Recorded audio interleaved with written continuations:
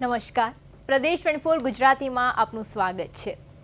આજે સ્પોર્ટ્સ સ્પેશિયલમાં મારે ખાસ એક મુદ્દા પર વાત કરવી છે કે જેવી રીતે ગુજરાતના યુવા ખેલાડીઓએ ઇન્ટરનેશનલ યુથ ગેમ્સ ચેમ્પિયનશિપ 2026માં શાનદાર પ્રદર્શન કરીને વિશ્વ સ્તરે ભારત અને ગુજરાતનું ગૌરવ વધાર્યું છે। વિવિધ રમતોમાં ગુજરાતના ખેલાડીઓએ કુલ 7 મેડલ જીતી પોતાની પ્રતિભાનો પરચો આપ્યો છે। વુશુમાં 2 ગોલ્ડ, ટેબલ ટેનિસમાં 1 ગોલ્ડ, શિલંબમમાં 1 ગોલ્ડ તેમજ બેડમિન્ટનમાં 2 ગોલ્ડ અને 1 સિલ્વર મેડલ મેળવી ખેલાડીઓએ આંતરરાષ્ટ્રીય મંચ પર ગુજરાતનો ડંકો વગાડ્યો છે। આ સિદ્ધિઓ દર્શાવે છે કે રાજ્યમાં રમતગમતનું ભવિષ્ય સતત ઉજ્જવળ બની રહ્યું છે અને નવી પેઢી વિશ્વ કક્ષાએ પોતાની ઓળખ મજબૂત કરી રહી છે। આ જ ગૌરવશાળી ખેલાડીઓ હવે પ્રદેશ 24 ગુજરાતીના સ્ટુડિયોમાં પોતાના સંઘર્ષ, સફળતા અને ભવિષ્યના સપનાઓ અંગે વાત કરવા પહોંચ્યા છે। તેમની મહેનત, શિસ્ત અને જીતની કહાની અનેક યુવાનો માટે પ્રેરણારૂપ બની રહી છે। પ્રદેશ 24 ગુજરાતી આ યુવા ચેમ્પિયન્સને વિશેષ મંચ આપી તેમની સિદ્ધિઓને સમગ્ર ગુજરાત સુધી પહોંચાડી રહ્યું છે। ગુજરાતના આ ઝળહળતા તારલાઓ માત્ર મેડલ જ નથી જીતી રહ્યા, પરંતુ રમતગમત ક્ષેત્રે રાજ્યની નવી ઓળખ પણ ઘડી રહ્યા છે। તેમની સફળતા આગામી પેઢીના ખેલાડીઓ માટે પ્રેરણાનો સ્ત્રોત બની રહી છે અને ગુજરાતને સ્પોર્ટ્સ પાવરહાઉસ બનાવવાના સપના વધુ મજબૂત કરી રહી છે। ત્યારે હવે આજનો આ કાર્યક્રમ શરૂ કરીએ અને આપણી સાથે ચેમ્પિયન્સ જે આજે સ્ટુડિયોમાં આવી પહોંચ્યા છે તેમની સાથે આપણે ખાસ વાતચીત કરીશું।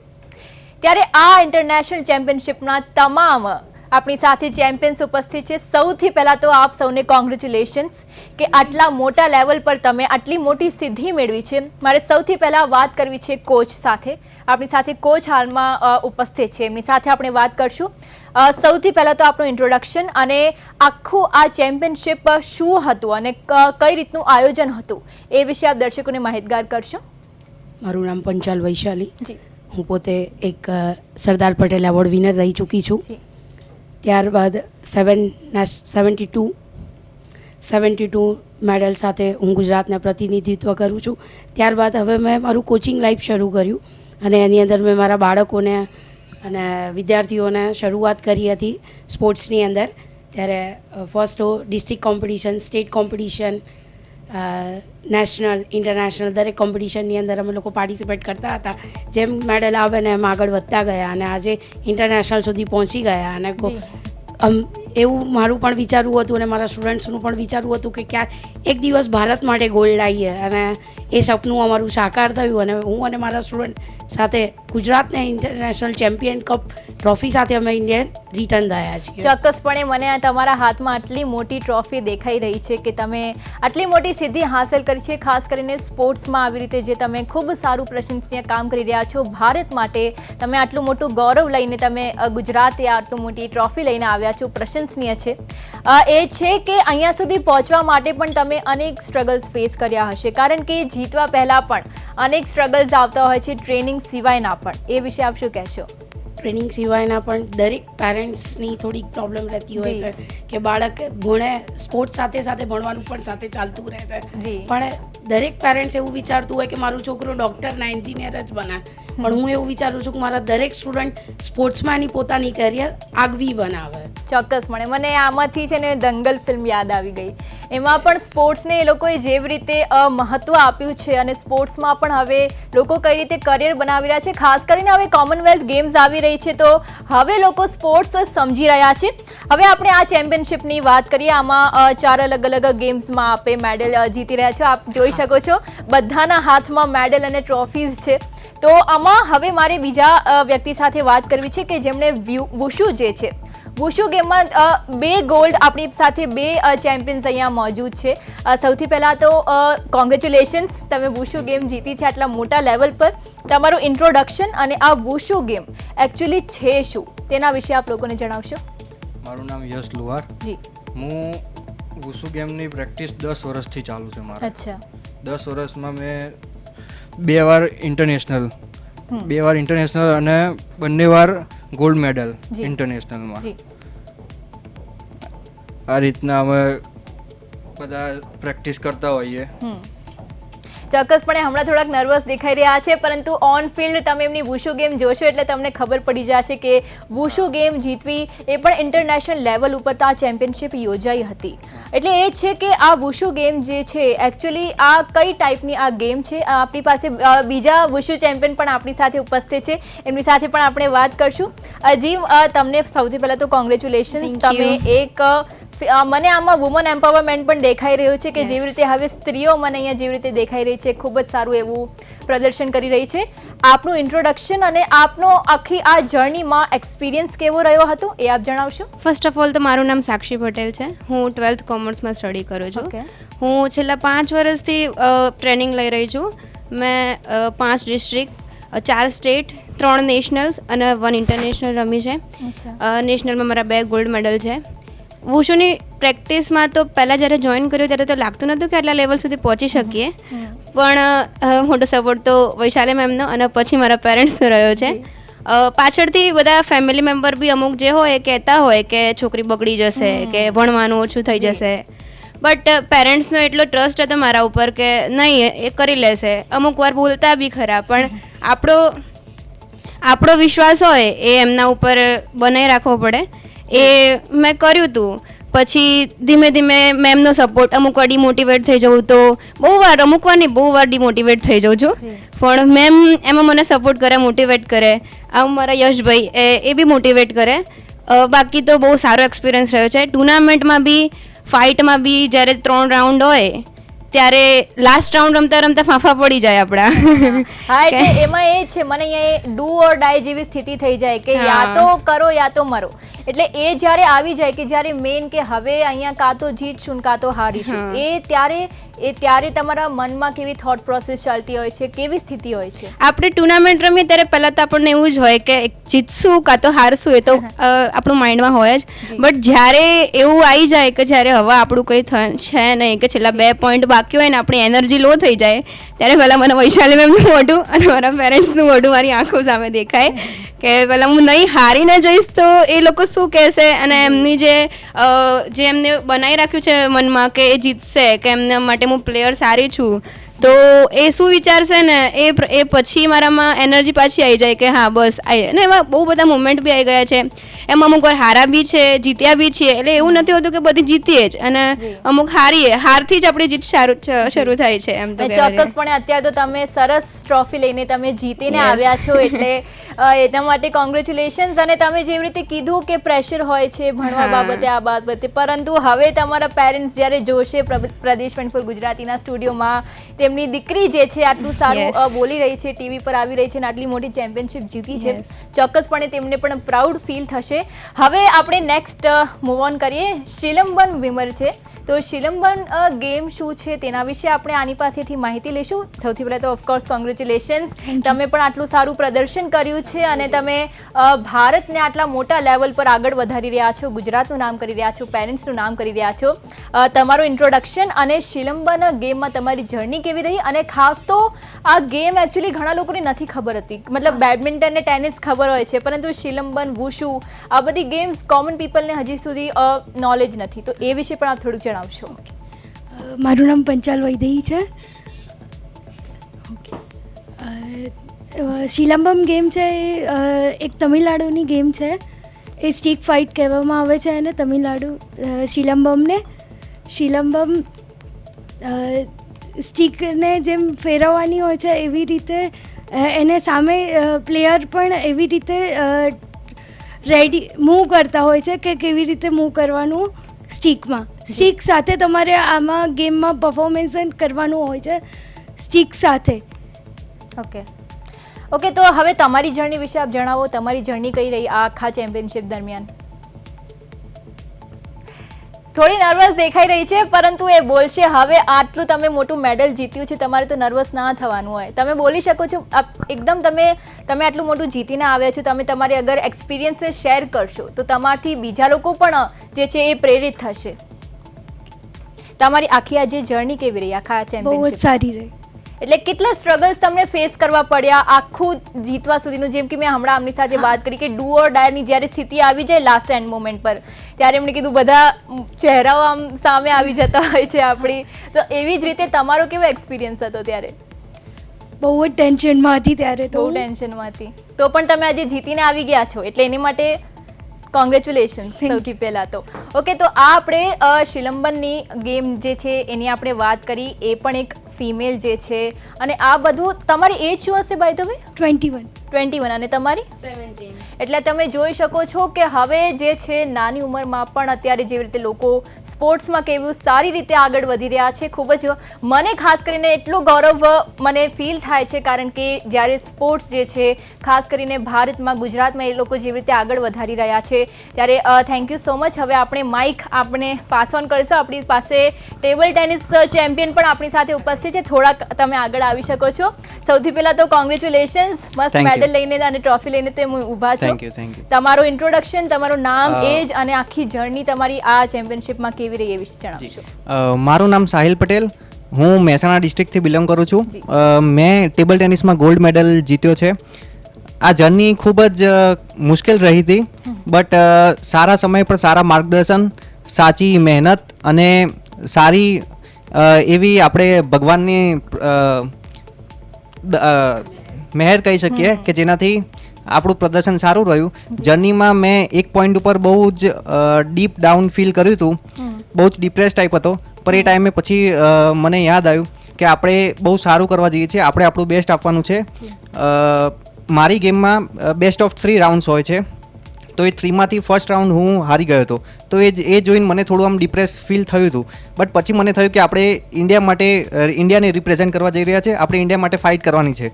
આખા 140 કરોડ ઇન્ડિયન્સનું આપણે રિપ્રેઝેન્ટ કરીએ એમને, એ વિચારી પછી કોચનું થોડું માર્ગદર્શનથી મેં થોડું મોટિવેટ ફીલ કર્યું, અને પછી મેં નેક્સ્ટ ફાઇટ ઇનિશિએટ કરી, મતલબ નેક્સ્ટ ગેમ ઇનિશિએટ કરી. તો એ રાઉન્ડમાં મને વિન મળી, તો એનાથી હું થોડો કોન્ફિડન્સ બૂસ્ટ થયો. પછી થર્ડ બેસ્ટ ઓફ 3માં જે લાસ્ટ મેચ હતી એમાં મેં આસાનીથી જીત સ્કોર કરી. ચોક્કસપણે ખૂબ જ સારી વાત તમે જણાવી છે. આ એટલે એ છે કે કોઈ પણ ફિલ્ડ હોય પહેલાં થોડુંક ડિપ્રેસ્ડ ફીલ થાય, પણ પછી તમે જેવી રીતે પ્રસિદ્ધિ હાંસલ કરી છે, તમે અત્યારે મેડલ સાથે, ટ્રોફી સાથે અહીંયા ઊભા છો, ટેબલ ટેનિસના વિનર, ગોલ્ડ મેડલ તમે હાંસલ કર્યો છે, એટલે એ એક ઇઝી વાત નથી હોતી. પરંતુ હવે મારે એ જાણવું છે કે તમારી એજ શું છે અને તમારું અત્યારે ભણતર શું ચાલી રહ્યું છે, અને એની સાથે તમે આ ગેમને કઈ રીતે બેલેન્સ કરો છો? મારી એજ 20 યર્સ છે. હું કડીમાં, મહેસાણા ડિસ્ટ્રિક્ટમાં કડી તાલુકામાં Pramukh Swami science and HD Patel arts કોલેજમાં હું મારું ગ્રેજ્યુએશન કરી રહ્યો છું, બેચલર ઓફ સાયન્સમાં ઇન બાયોટેકનોલોજી ડિપાર્ટમેન્ટ. તો વાત એકદમ સાચી છે કે એજ્યુકેશન અને સ્પોર્ટ્સને બેલેન્સ કરીને ચાલવું ખૂબ અઘરું હોય છે, પર આપણે આમ જોવા જઈએ તો બંનેને આપણે એક સાથે બેલેન્સ કરીએ તો આપણી જ લાઈફ બેટર થાય છે. કે તમે સ્પોર્ટ્સમાં પણ સારું કરો છો, એજ્યુકેશનમાં પણ સારું કરો છો, એ આપણા પર્સનલ બેટરમેન્ટ માટે જ છે. થોડું ડિફિકલ્ટ ફીલ થાય આપણને કે બધું એક સાથે કઈ રીતના મેનેજ કરવું, કઈ રીતના બધી ઇવેન્ટ્સ એક સાથે પરફોર્મ કરવી, બટ એટ ધ એન્ડ સારું પ્લાનિંગ અને સારા સપોર્ટથી બધું ફળદ્રુપ થઈ જાય છે.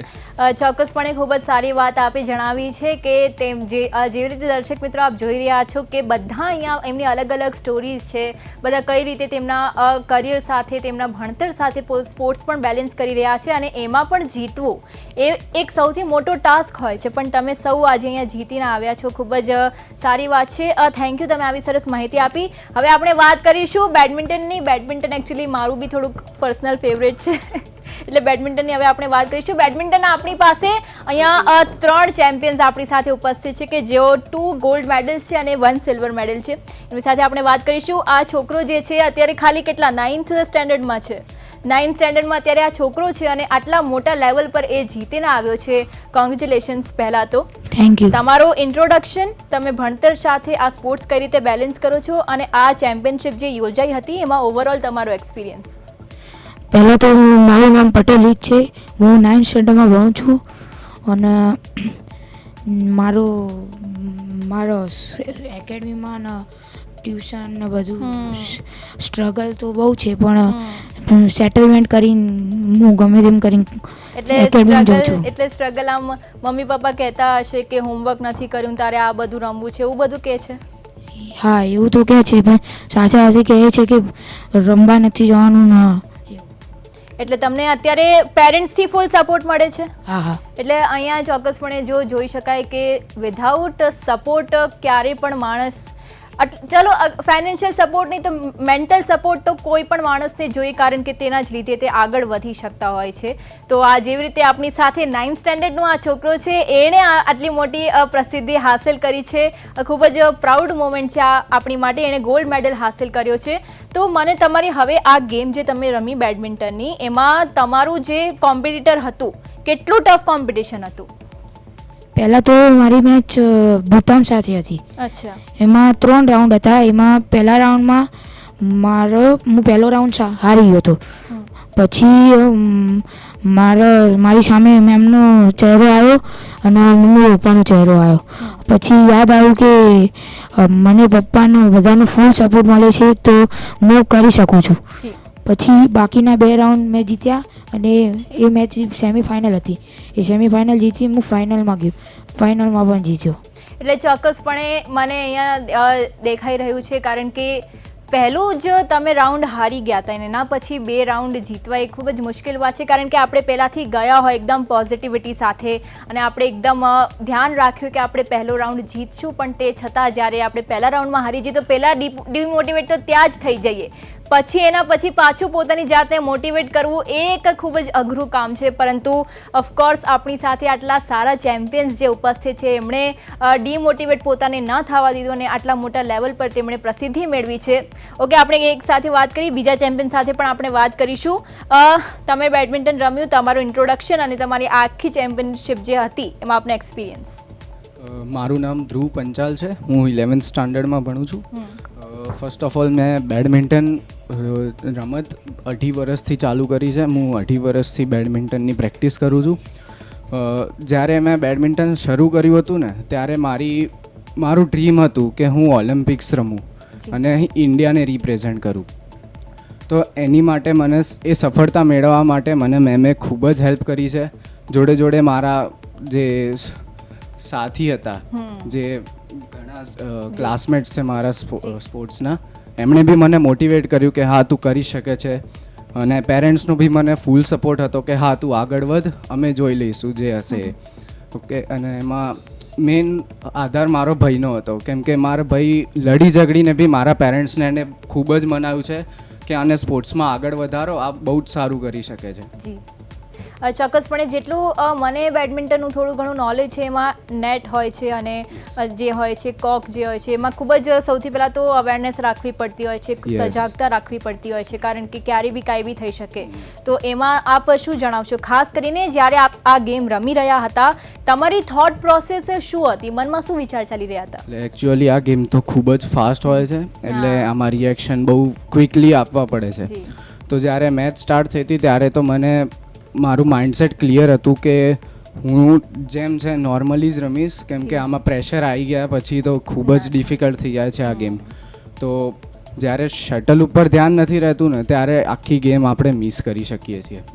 તો આમાં મેઇન મોટિવ હતો મારો કે હું આ સ્પોર્ટ્સ જીતીને મારું જે ડ્રીમ હતું એ હું અચીવ કરું, કે મારી ઇન્ડિયા માટે ગોલ્ડ લેવો હતો. તો એમાં મેં ફર્સ્ટ રાઉન્ડ તો જીત્યો હતો, પણ સેકન્ડ રાઉન્ડમાં મેં થોડી ભૂલ કરી હતી, તો એમાં હું સેકન્ડ રાઉન્ડ હાર્યો. પણ પછી જ્યારે મારો થર્ડ રાઉન્ડમાં મને ચાન્સ મળ્યો, ત્યારે મારી પૂરી બાજી લગાડીને મેં રાઉન્ડ જીત્યો હતો અને આવી રીતે મેં મારો ગોલ્ડ અચીવ કર્યો.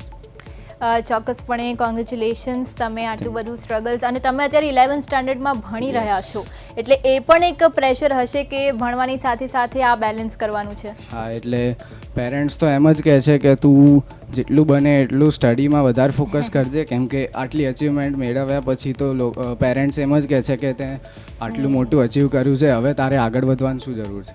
તો પણ મારું તો હજુ એ જ સપનું છે કે હું ઓલિમ્પિક્સ અને કોમનવેલ્થ ગેમ જે આપણે ઇન્ડિયામાં આવી રહી છે એમાં હું પાર્ટિસિપેટ કરું.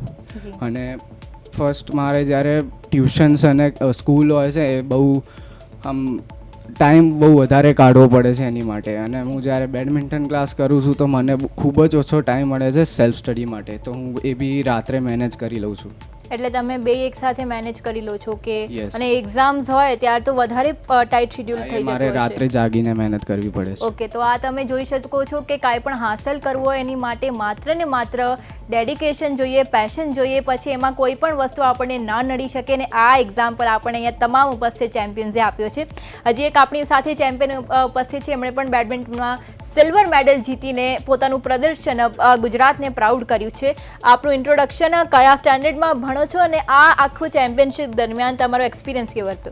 માઇક થોડુંક નજીક રાખશો. મારું નામ પટેલ વેદ છે જી. અને હું 10th સ્ટેન્ડર્ડમાં ભણું છું. અને હું મારી સ્ટ્રગલ શું હતું, મારા હેલ્થનો થોડું પ્રોબ્લેમ છે, એટલે મારી મધર અને ફાધર બોલે છે અત્યાર માટે તું ક્લાસ બંધ કરાવી દે, લેકિન હું ના બોલું.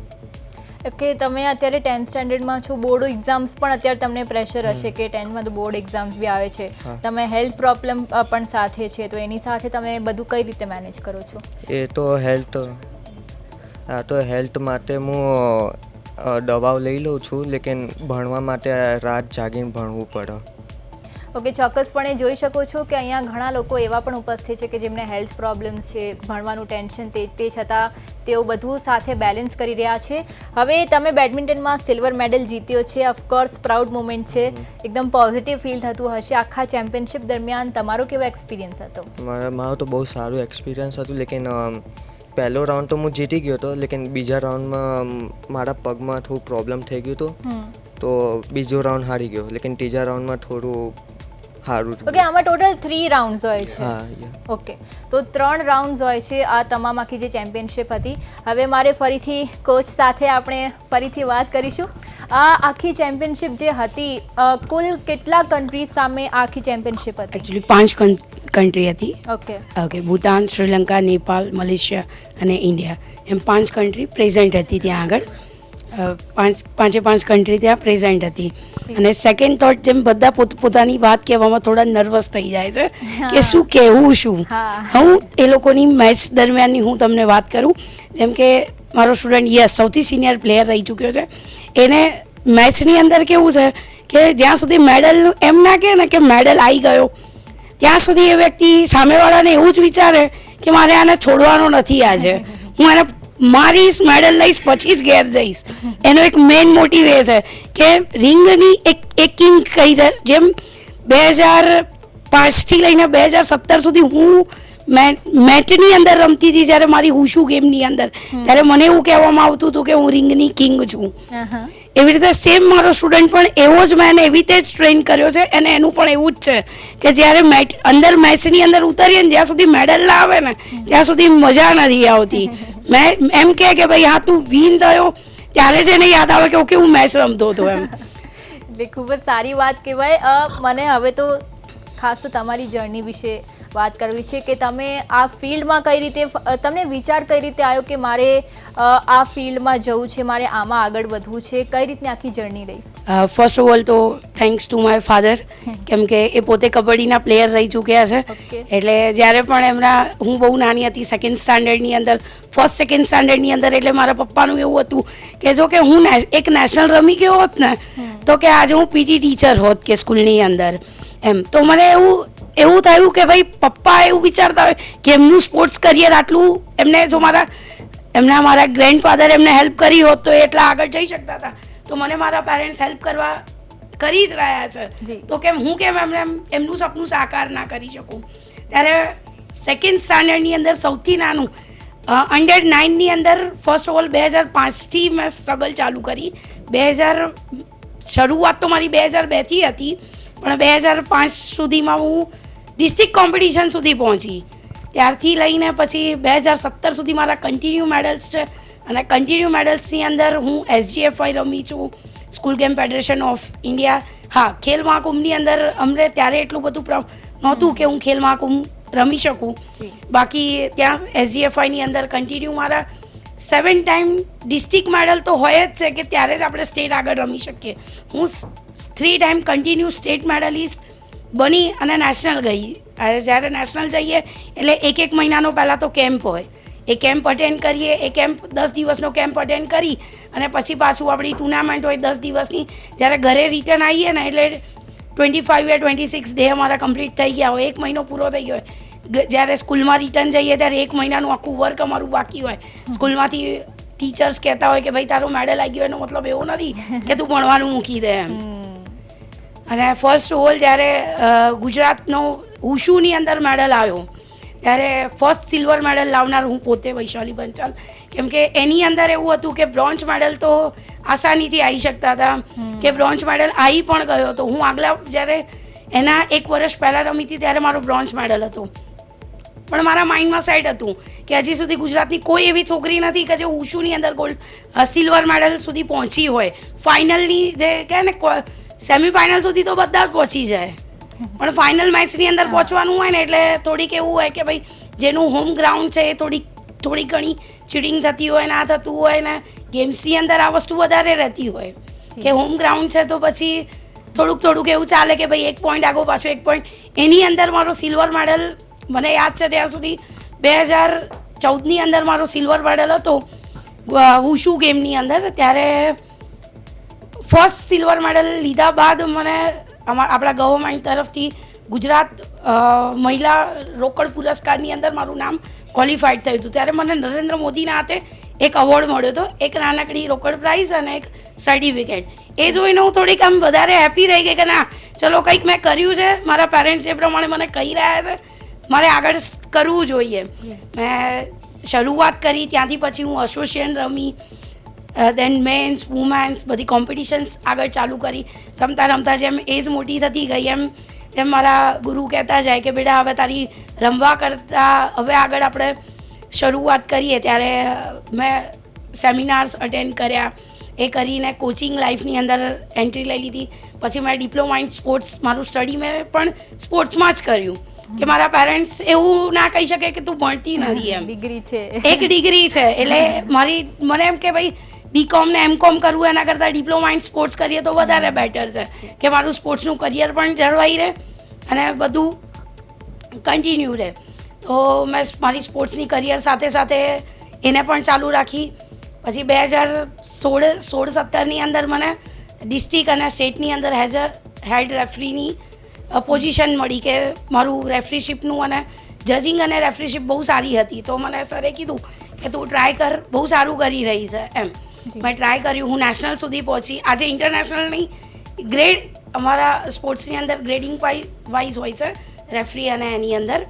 તો હું આજે હેડ રેફરી અને હેડ જજ પણ રહી ચૂકી છું અને આગળ પણ મારો એવો ટ્રાય રહેશે કે આપણું જ્યારે 2030માં કોમનવેલ્થ થાય અને હું એની અંદર હેડ રેફરીની ફરજ બજાવું એવી મારી ઈચ્છા અને ગોલ પણ છે કે હું ત્યાં સુધી પહોંચીશ. ચોક્કસપણે વૈશાલીજી, તમે ચોક્કસ ઈચ્છા પૂરી થશે. કોમનવેલ્થ ગેમ્સની હવે જો તમે વાત કરી છે એના પણ આપણે વિશે થોડીક વાત કરીએ કે કોમનવેલ્થ ગેમ્સ હવે 2030માં આવવાની છે જી. તો એના માટે હવે તમારો રોડમેપ કેવો છે એ વિશે આપ જણાવશો?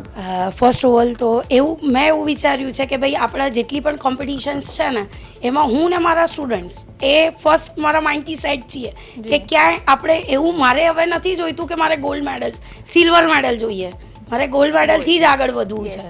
ડેફિનેટલી, ચોક્કસપણે તમે ખૂબ જ સારી વાત કરી. કોમનવેલ્થ ગેમ્સમાં હવે આપણું તમે ઓફકોર્સ ચમકો એવું તો આપણે ઈચ્છીએ જ છે, પરંતુ ઘણીવાર એવું હોય છે કે એટલી જે ફેસિલિટીઝ જે હોય છે અમુક વાર હોય છે પણ નથી મળતી હોતી. એના કારણે ક્યાંક ને ક્યાંક કરિયરમાં આપણે પાછળ ધકેલાઈ જતા હોય છે કે આપણને એવી તકો નથી મળતી હોતી જેની આપણને નીડ છે અને આપણને વિશ્વાસ છે કે હા આપણે એમાં જીતી શકશું, પરંતુ તે છતાં આપણને એ તક ક્યાંક ને ક્યાંક નથી મળતી હોતી. શરૂઆતના તબક્કે જ્યારે મેં મારી સ્પોર્ટ્સ એકેડમી શરૂ કરી, કોચિંગ લાઈફ શરૂ કર્યું ત્યારે મેં મારા સ્ટુડન્ટ્સ જોડે એક જ વસ્તુની વાત કરી હતી કે ફેસિલિટીઝ નથી મારી પાસે, મહેનત હું કરાવીશ, જીતવાનું તમારે છે.